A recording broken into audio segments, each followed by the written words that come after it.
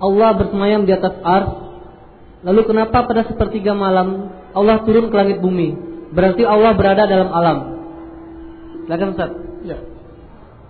Kaum muslimin, bapak ibu-ibu yang dirahmati oleh Allah Subhanahu wa taala. Terus terang saya katakan bahwa pertanyaan ini sangat bagus karena dia menyentuh akidah seorang muslim. Seorang muslim sebelum dia tahu keberadaannya, dia wajib mengetahui keberadaan Allah Azza wa Jalla. Rasulullah sallallahu alaihi wasallam bertemu dengan seorang majikan dari seorang budak wanita pengembala kambing. Majikannya tersebut bernama Muawiyah bin Hakam As-Sulami. Muawiyah bin Hakam As-Sulami, seorang badui yang tidak mengerti salat. Dia tidak mengerti salat. Satu hari, saya ceritakan agak panjang sedikit ini.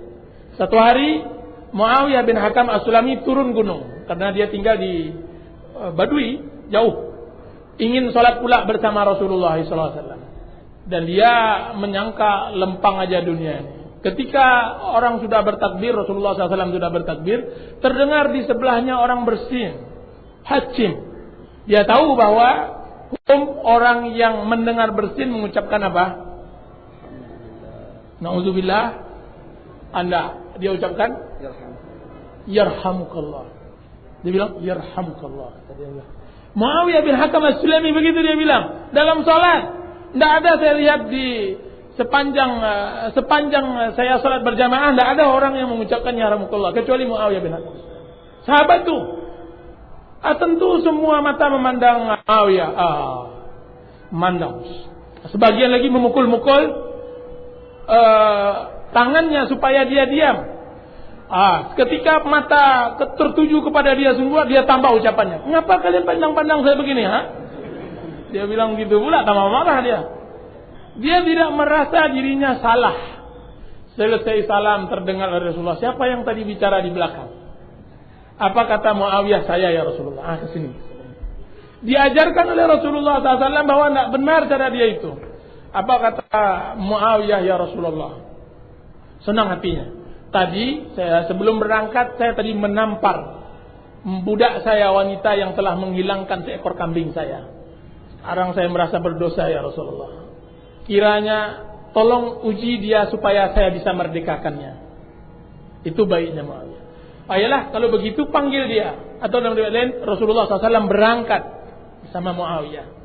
Dah bertemu di padang pasir yang sedikit rumput yaitu dengan budak wanita itu, apa yang pertama kali ditanya oleh Allah Subhanahu wa taala? Oleh Rasulullah.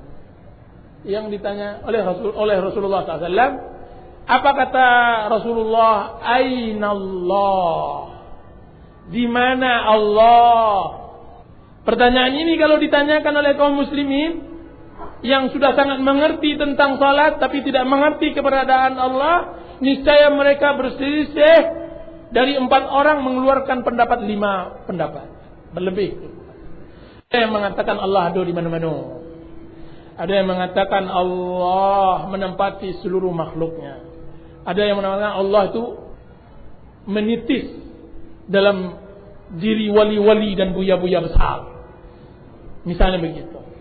Akan tetapi bagaimana akidah? Seharusnya seorang muslim akidah. Seharusnya seharusnya seperti budak tersebut. Dia sebutkan kepada Allah, kepada Rasulullah SAW yang mengatakan Allahu fis sama. Allah itu ya Rasulullah di langit. Walaupun dia tidak duduk pernah mengaji, walaupun dia tidak pernah ke Masjid Nabawi, akan tapi mengajikannya sekalipun belum pandai salat, dia sudah mengerti di mana Allah, yaitu di langit.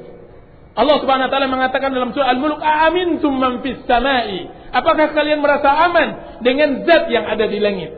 Allah Subhanahu wa taala mengatakan dalam surah Taha, "Ar-Rahmanu 'alal 'arsy tawa." Allah di atas arsy sedang bersemayam.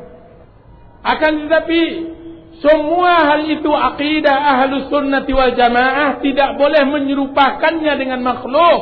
Bersemayam Allah, beradanya Allah di langit tidak boleh diserupakan kepada dengan makhluk ciptaannya. Allah mengatakan laisa kamitslihi syai'un wa huwas samiul basir.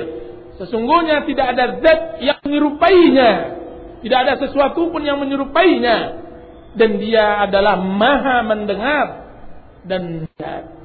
Berarti manusia tidak boleh menyerupakan. Nah, permasalahan tentang Allah di atas arsy dan permasalahan tentang Allah turun ke langit dunia, itu akidah Ahlus Sunnah wal Jamaah mengimaninya, bahwa wajib bagi seorang muslim, kalau tidak rusak akidahnya, dia telah melakukan penyelewengan terhadap asma dan nama Allah Subhanahu wa taala. Bisa-bisa dia syirik yang akan mengekang dia dalam neraka.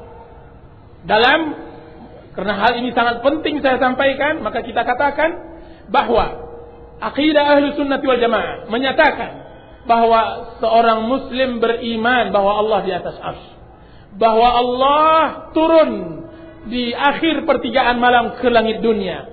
Akan tetapi bagaimana turunnya, bagaimana istiwa di atas apa, bagaimana bersemayamnya di atas arsy, semuanya sesuai dengan kebesaran dan keagungannya tanpa harus kita serupakan dengan makhluknya. Adapun pertanyaan, kalau seandainya Allah turun ke langit berarti kosong arsy, itu pertanyaan dengan mensifati manusia. Bertanya tentang itu bid'ah, haram.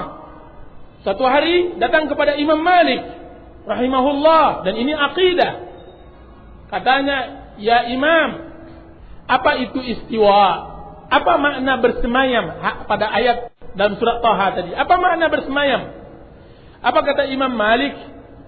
Al-istiwa'u ma'lum wal kaifu majhul was su'alu anhu bid'ah. Sesungguhnya bersemayam itu tahu. Anda tahu, saya tahu, dalam bahasa semua tahu. Bersemayam itu duduk di atas arsy. Anda tahu. Akan tetapi dan iman tentang bersemayamnya Allah, duduknya Allah di atas arsy wajib.